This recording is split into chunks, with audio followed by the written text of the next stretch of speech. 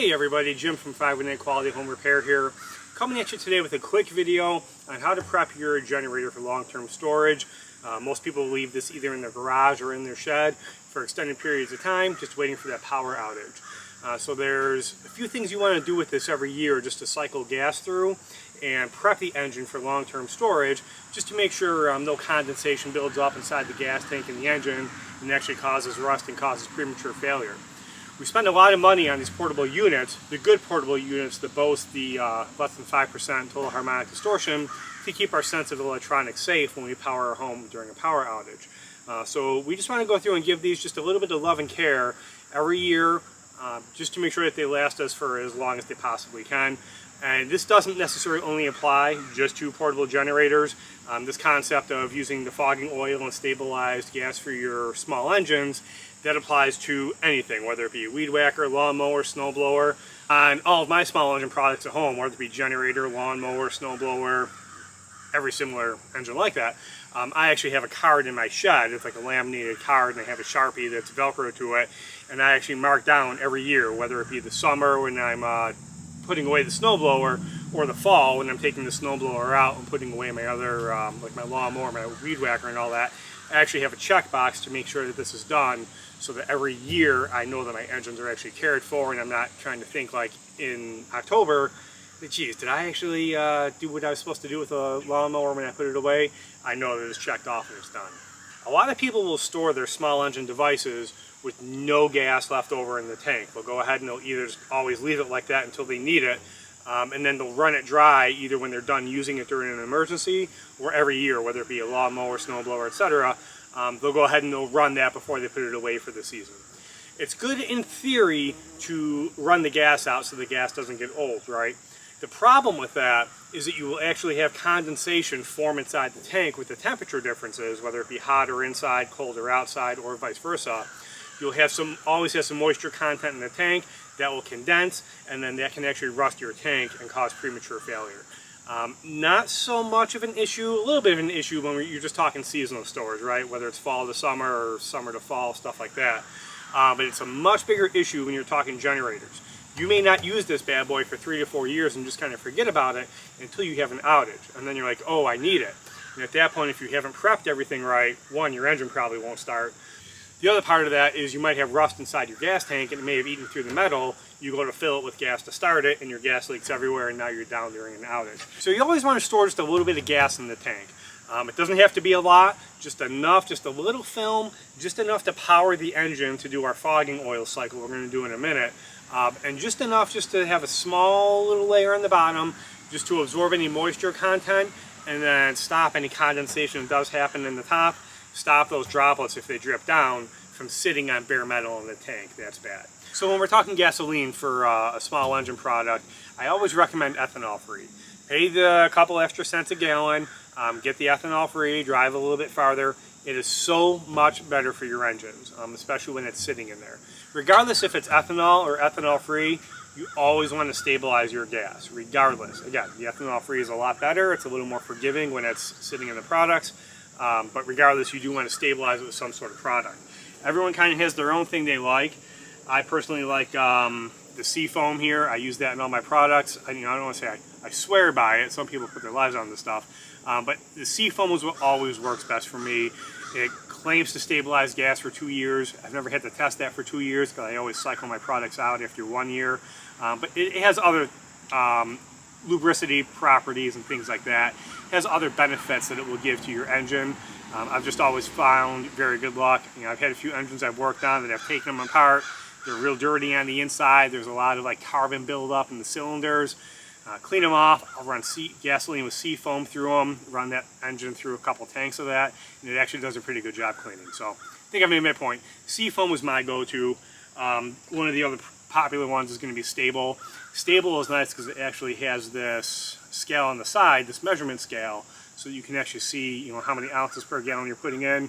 Excuse me, some of them just have it marked on the side. Other ones actually have like one of those little dosage things. You squeeze the bottle and it puts it up.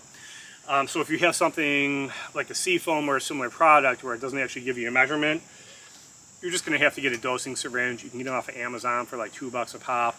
It's got a dosing scale right here. Just draw out the amount of fluid you want. It says right on here how many ounces per gallon, and then put that in whatever size gallon tank you have, whatever ratio you're supposed to do, and you're good. We have our gas can here. It's already been treated. Treated at the beginning of the summer, and kind of how I mentioned earlier, how I have the that little punch card, so to speak, in my shed with all my small engine products, where I just mark every year when the maintenance is done so I can track on it.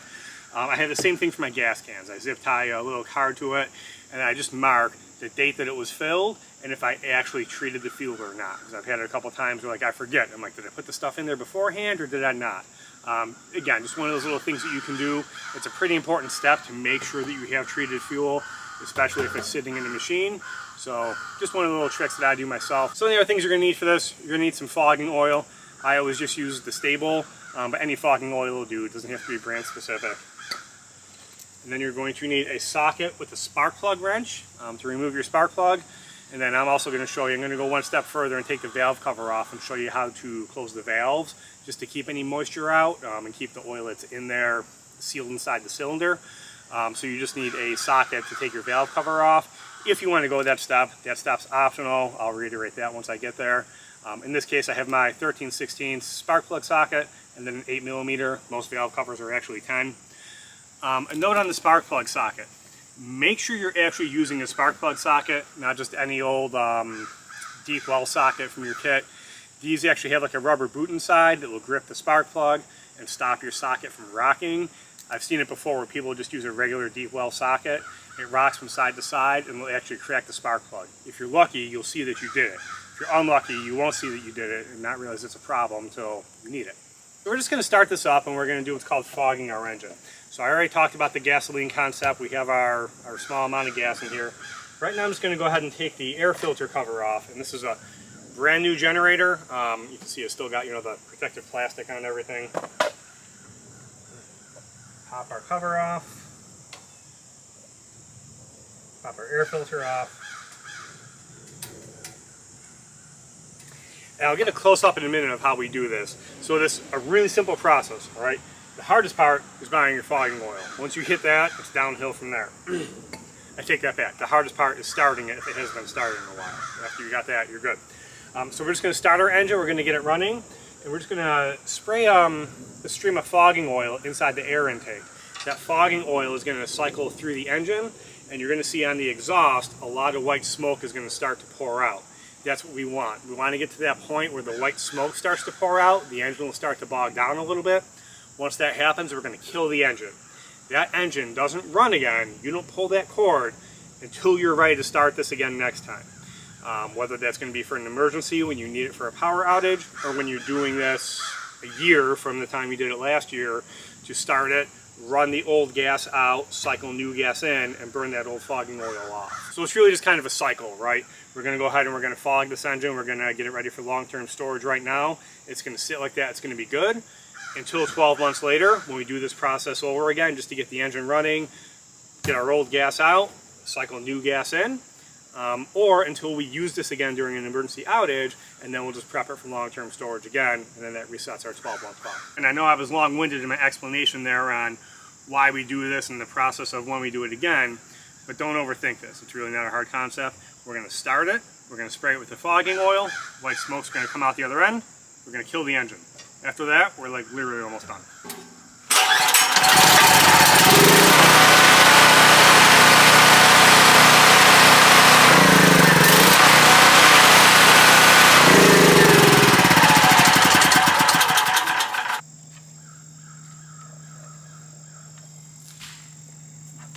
So we're just going to go ahead and put our air filter assembly back together here.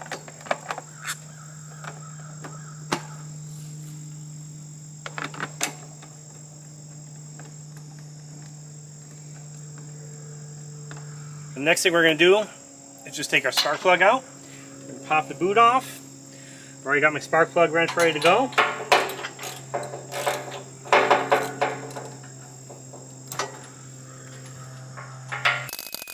And when you do that, you're going to have the hole into the cylinder where your spark plug came out. We're just going to go through and we're going to put our fogging oil nozzle in there, and we're going to give that a 3 count of spraying it with fogging oil. So you're going to do that for every cylinder on the engine. So for every cylinder is going to have a spark plug. This one is just a 1-cylinder engine. Some of the bigger generators will have 2. Some of the really, really big portables will actually have 4. Those are more of your industrial ones, but it's a possibility.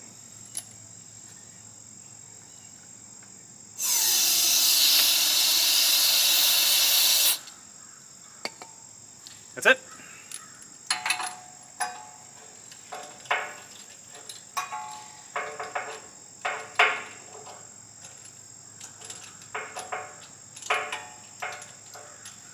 We're going to carefully thread our spark plug back in, making sure not to cross thread it. Especially on a day like today, it's like 95 in upstate New York. A lot of humidity. This summer has been really hot, really humid. It's actually really sucked.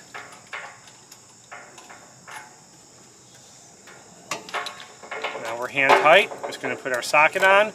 Just going to snug it up. Don't have to really, you do not really wrench that on there. Just get it hand tight, a little snug, and you're good to go. Replace your spark plug boot. Feel it snap on there, feel it bottom out so it's on the spark plug making good contact, and you're good to go. Really, that's it. Okay, we got our engine started, we talked about the gas, we went ahead and we fogged that engine, sprayed in the fogging oil, it cycled through the intake, through our cylinders in our engine, and then out the exhaust, and then we went ahead and we did our 3 count of fogging oil into the spark plug hole into the cylinder walls. That's all you have to do. Keep repeating that process, and hopefully this unit will last you a long time, or your unit will last you a long time, whatever it is, whether it's a generator, lawnmower, snowblower, whatever. So you always want to start with that fresh fuel, and then every year, or whenever you actually use this during an outage, you just repeat that process, all right? Run this, run the old gasoline out of the tank, start with fresh, new, stabilized fuel, pour that back in, not a whole lot, just enough for just a little bit of a film on the bottom, and enough to run this. Run it for about 5 minutes, cycle that new fuel through the system, through your filter, through your carburetor, pop off your air filter cover, hit that with the fogging oil till white smoke comes out, shut the engine off, pop the spark plug, 3 count of fogging oil in the spark plug, put that back in, put your boot on, you're done. So just a couple quick things to touch on before I show you this optional step of the valve cover and how to close the valves too. Is maintenance on these. These do require periodic maintenance. I know that's not the spirit of the video. The spirit of this video is how to prep for long-term storage, but you do have to make sure you're maintaining your machine, otherwise it will prematurely fail on you. So I do recommend getting maintenance kits and doing the maintenance kit every year. Usually your maintenance kit will come with a new spark plug, a new air filter, a new fuel filter, and then it may or may not come with oil, but you do want to change the oil on these every year as well. And again, the air filter, the spark plug, the fuel filter, even if you're not running through the mechanics of the machine and you're not running oil through the engine and gasoline through the fuel system, that stuff can tend to break down, right? The fuel filter is only paper, so that can break down over time, and deposits can kind of gel up in there. Same thing with your air filter, that's usually just a piece of foam. The spark plug, that usually has oil deposits on it, or petroleum deposits from the gasoline and from the fogging oil that can kind of gunk up on the parts of the spark plug over time.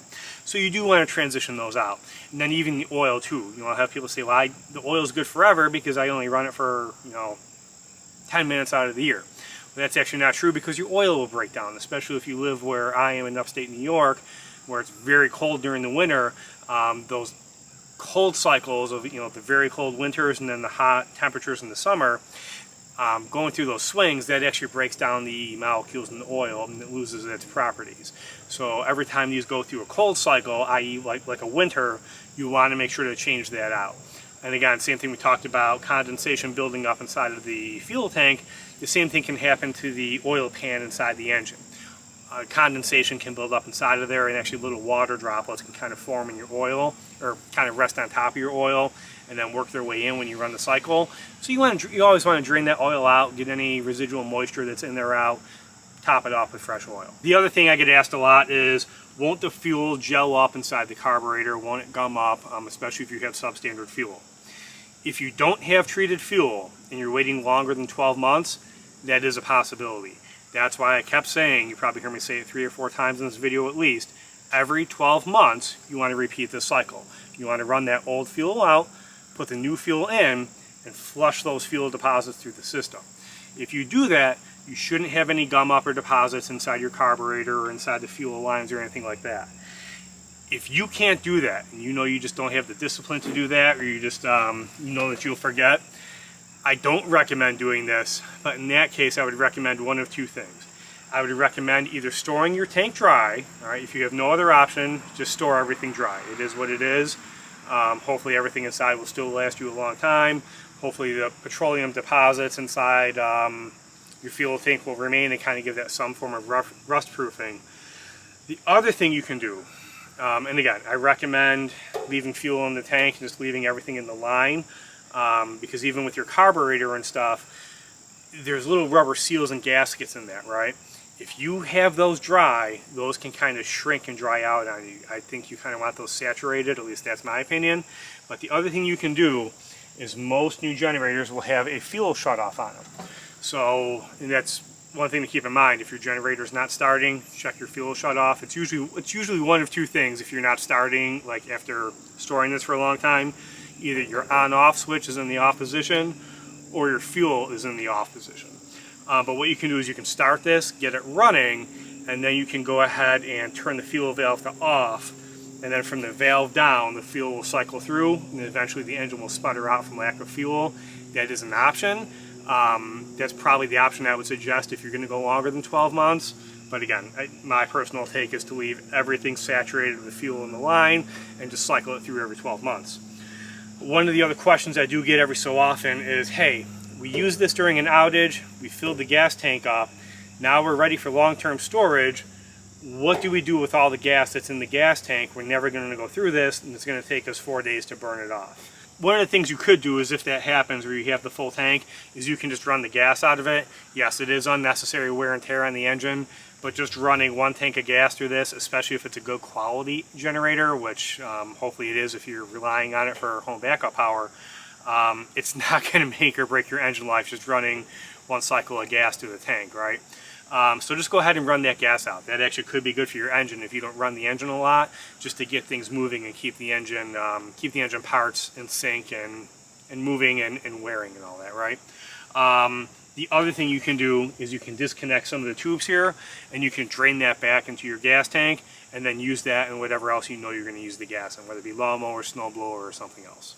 So the next thing I'm going to show you here quick is just one extra step I do just to protect everything from corrosion. You're going to be good with the fogging oil, right? But I do tend to go above and beyond and take every precaution that can in my small engines, my big engines, my car for that matter too. But the goal is to have the fogging oil there to, one, coat everything inside of the engine surface, as well as your intake and your exhaust portions and your valves, and not give a bare metal surface where corrosion can actually start to form. And then also just to have that fogging of oil in there to displace the water. But one other thing I like to do is pop the valve cover off.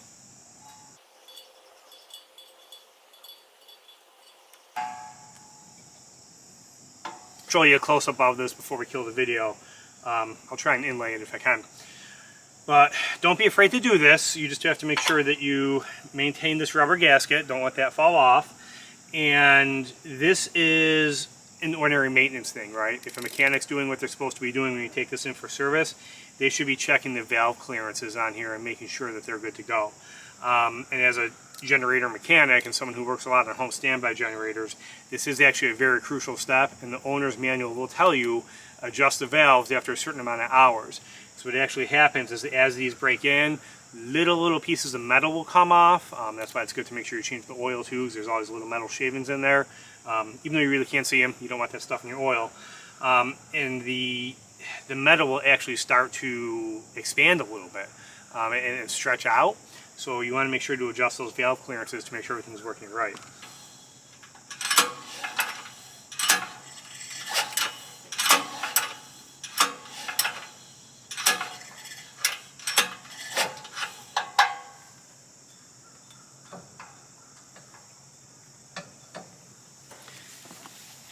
You probably saw that, how the valves are moving on their rocker arms here. So on one end you have the lifter, and then the part with the spring is where you have the valve. So when the springs are compressed, all right, and they are pushed in, you know that your valve is open. When it goes the other way and your springs are elongated, and you see that valve is pushed up, well, that's now closing on the inside of the cylinder. So that's where you want it. You want it so that the lifters are pushed down, and the part with the spring on it, which is where the valve is fully at the up position. And you just want to cycle the engine. Again, they move back and forth, but you just want to cycle your engine enough to the point where they're both in that up position. That's going to seal off your cylinder. That's going to keep our fogging oil inside. That's going to stop any moisture from penetrating onto the inside. Again, that is a totally and completely optional thing. You don't have to do it. I do it just as a precaution. But if you use the fogging oil the way I had said, through the intake and then that cylinder wall, through the spark plug, you're going to be good. We always hand start our screws here. We don't want to strip these out.